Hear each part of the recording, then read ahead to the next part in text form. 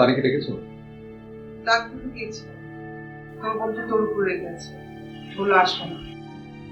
মা, ওকে একটু বোঝাও তো। ও এতটা ছোট মানুষ নেই যে যা ইচ্ছা তাই জিদ করবে। আবার এতটা বড় হয়নি যে নিজের জীবন নিয়ে যা ইচ্ছা তাই করবে।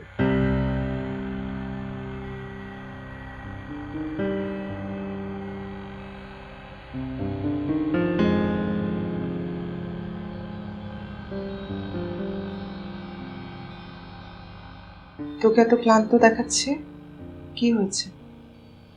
দোকান থেকে অন্য কোথাও গিয়েছিলি? কোথায় গিয়েছিলাম মানে? কে বলেছে তোমাকে আমি কোথায় গিয়েছিলাম?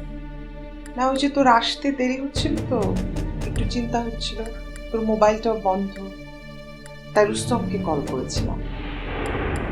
আর ও বললো যে তুই নাকি দোকান থেকে অনেক আগে বের হয়ে গেছিস, তাই ভাবলাম যে হয়তো দোকান থেকে অন্য কোথাও গিয়েছিস। হ্যাঁ, একটু কাজ ছিল, দোকান থেকে বাইরে গিয়েছিলাম। আমাকে নিয়ে এত চিন্তা করার তো কিছু নেই। আর আমাকে খুঁজে না পেলে রুস্তমকে ফোন করার কোনো দরকার ছিল না। আর আমি তো দিতে চাইনি, তোর বাবা বলছিল, বারবার বললো, তাই তো। মা প্লিজ,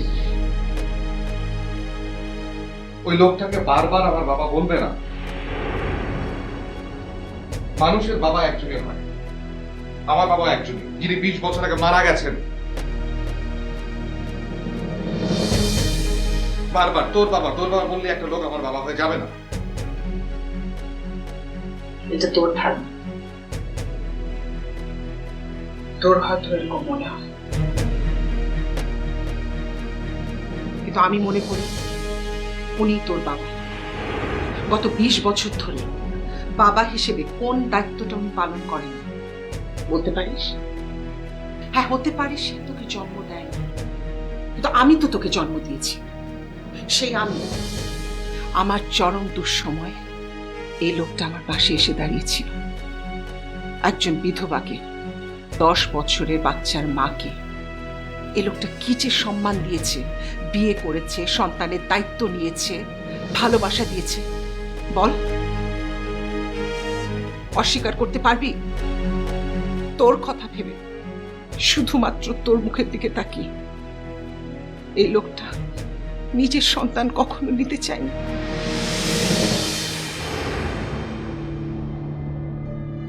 তোকে সন্তান হিসেবে ভেবে সারা জীবনটা পার করে দিতে চেয়েছিল।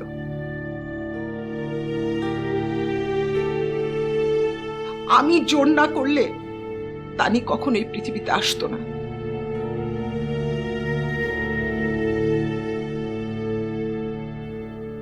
এমন একটা লোককে বাপ বললে দোষ নেই।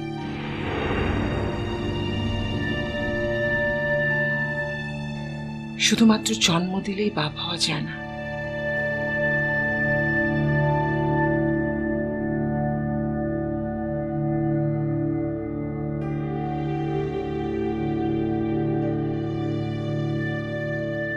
এখন তোর যা ভালো মনে হয় তুই করবি। নিজের বাবাকে নাম ধরে ডেকে তার মনে যদি কষ্ট দিতে চাস দে, আর আমারও যেটা ভালো মনে হবে, ঠিক মনে হবে, আমি সেটাই করব। কেউ আমাকে বাধা দিতে আসলে আমি সেটা শুনব না। আমি বিশ্বাস করি ওই লোকটা তোর বাবা।